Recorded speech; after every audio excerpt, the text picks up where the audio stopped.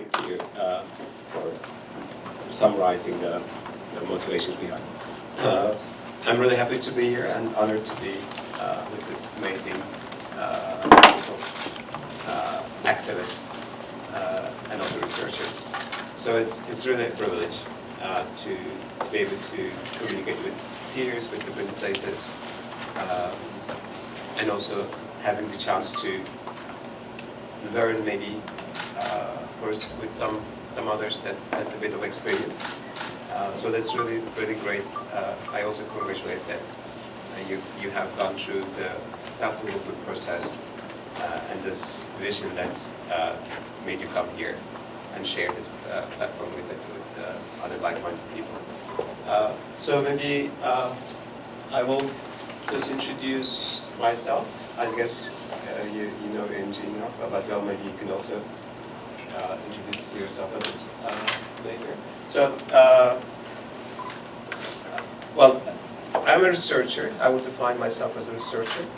I guess I worked almost 20 years in research. I'm still doing active research.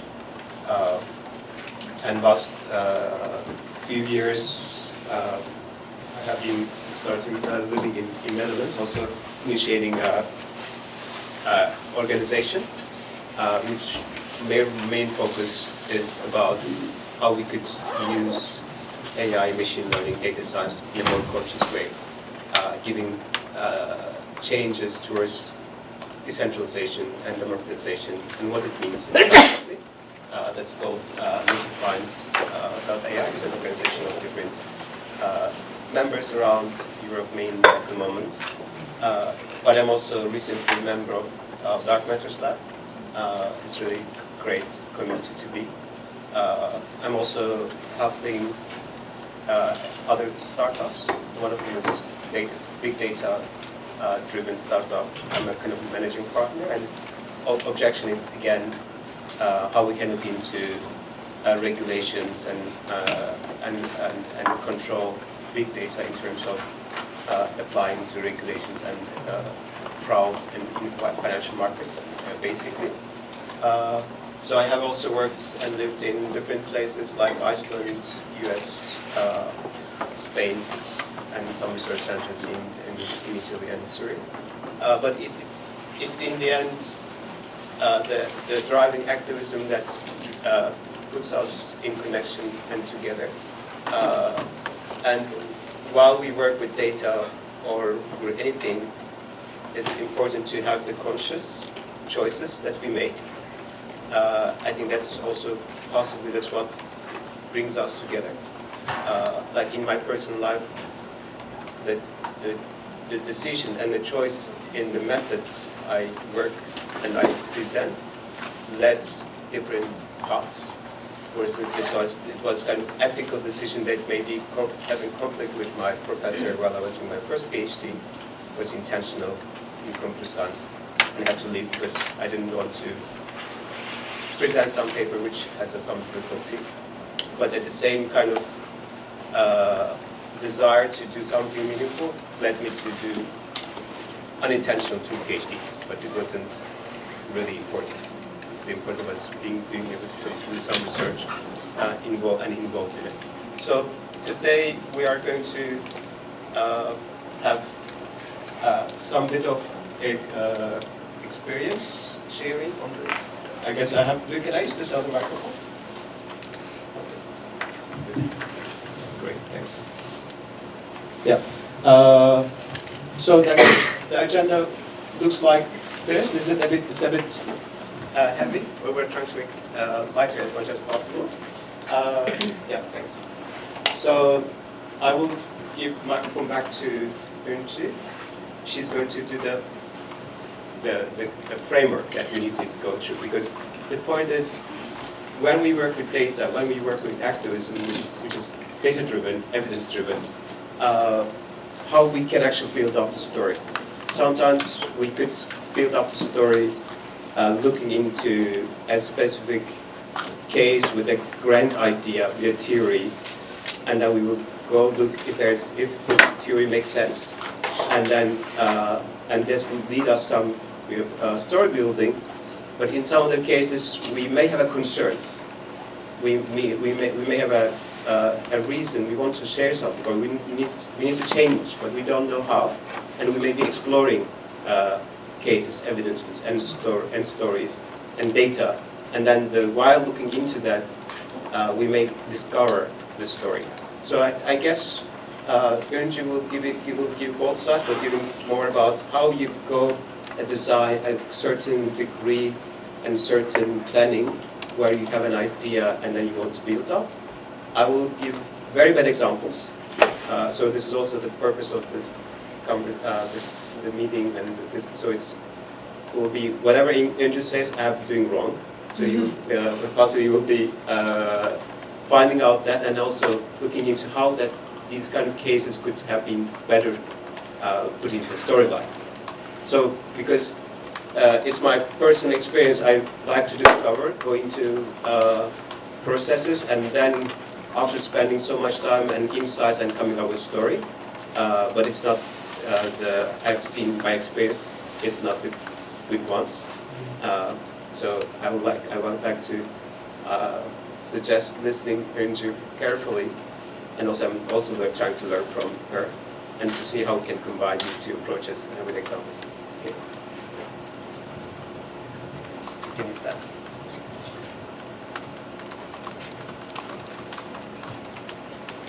So this is my second time, so I'm honored to be here again, and also glad Ronnie invited me to be part of this session. Yesterday I briefly described who I am and introduced how I got involved in system thinking, but I'm going to shortly share before I got into system thinking and system design. I'm really interested in information design. I like the data.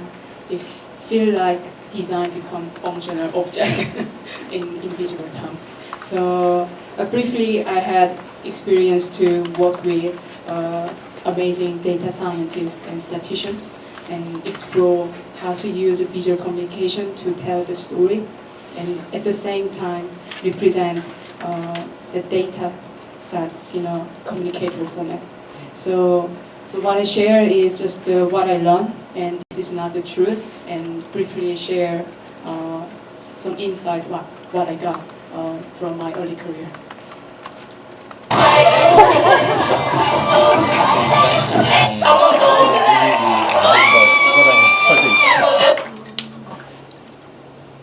So what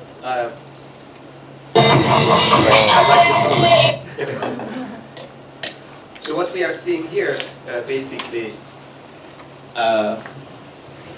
actually, it's not that simple.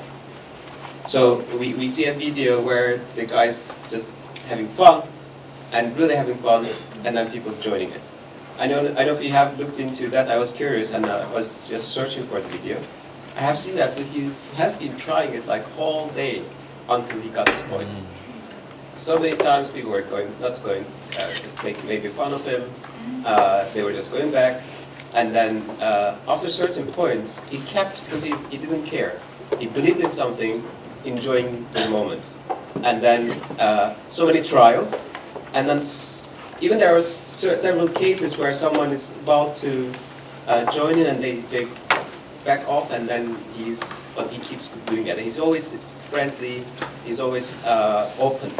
And these are kind of really, really important if you want to make any really changes. But more importantly, which is missing, I think that's the essence what I want to make today. But it's not also random. He's not trying this happen in this room. Maybe we are crazy to do that because we have this mentality. But he's not doing this in central city. But this is actually a festival. So there's a right context. So that means it's creating movement. It's not just random. It's not only just believing in it and trying it. So if we want to make a change, we need to look into the context of that change. And so these guys, they had the mentality of enjoying themselves. They were in a nice environment. They had the skill to maybe to move their body. and they were living in it. So that's how it happened. So if we want to, so there's a space mentality and the knowledge that we also need. Like in coming back to the boring subject, we are talking about AI and lots of other discussions going around that, including that how kind of grim future is expecting us. And we're also talking here how we can change future, right? How we can actually do something good. So we can't just do it by random, by just wanting it to happen. So if we want to have a democratic system, and if we think AI and machine learning and data and technology in general is so crucial, then we need to find what kind of choices and methods we can apply to democratize it. And when we say democratizing, what it means. So without having this in place, we can't change anything. We will just be subjected to decisions taken by some other players against our will or against our intentions or against our future. So, so we need to be able to find out the essences in using, developing anything, including technology or AI. So that's what I'm trying to say. The message of that video is nothing different than how we are using data. It's exactly the same pattern, behavior, and the intention. So we need to develop skills. We need to understand the context, and we need to see the process.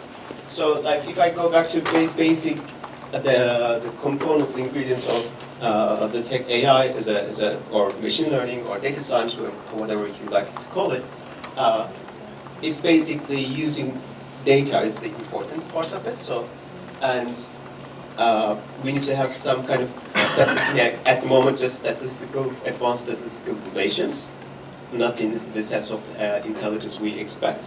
And at the same time, that the algorithms are certain adoption, they are able to adjust to the data, so they can actually tailor. This is kind of futuristic description, not in, it's a very limited in the case of current application. And most of the case, what we know AI is very specific. It's not like intelligence is going to change everything, but it's very much problem defined and context dependent. Of course, in terms of applications, we can see it's where it's a purely software, where you have, for instance, crawlers that goes to the web and creates the content, index them in terms of what's the subject, what kind of images are here based on whatever we need to collect, to the cases where we use hardware devices like driving cars, where we combine them. So it's quite common everywhere. But what's more important, that's why it's very essential in the future, in our futures, and that the capacity is growing, the capacity of how this technology can actually change, control, is growing because of the other components. Because it's not only data science or machine learning, but we are now having different kind of technology like blockchain and smart contracts combined with Internet of Things, which is creating more and more data sources and with availability of connection. So that's actually, the capacity is growing, and we are more prone to its impact on every aspect of the life. So that's both an opportunity and also a threat for anyone. So, and then we need to then we need to see how we can actually deal with it and how we can actually control the whole technology. So, in a nutshell, when we look into AI, basically AI is just, if you go back to the definition of technology, it's nothing different than a wheel. So it depends how we use it and why we use it, how we're going to change it. So we need to think of that in the same way. It's just a new technology for this modern age, and so then we need to consider our choices about the reasons using it. So and from very simplification, the process it started and still it's like we start with automation, doing the things that boring jobs or repetitive jobs. Or sometimes dangerous tasks. Now you can use this kind of machines to go underwater, like thousands of meters, or even terribly they are even using for wars and then all other things. But so it's not just a repetitive task, of course. And then when you go beyond repetitive tasks, like looking into examples that Eunji was talking about, when you try to understand the connection between data points, which means like most of the time looking into statistical patterns and repetitions. But it gives kind of insight, the things that you were not able to see with small information. Now we are able to see them more, and then you can go beyond using this kind of advanced data analysis. If you can redefine AI as advanced data analysis, you can also predict certain things that may happen in the future. So so basically, from economic perspective, and also it's a lot to do with how we talk about the technology, is that mainly productivity has been main driving force. Still is it. The reason is very common. Now, then the reason that AI is being talked a lot, it's not because it wasn't existing, that is a new discovery, but because businesses realized that actually they could increase the productivity and profitability. That's how actually it kicked off. So societal progress, of course, with productivity, it's not always one-to-one means that societal progress. So we also need to be critical about it. And environmental issues is also part of it, but we need to also consider the impact of those things, and they don't necessarily mean that it's always positive.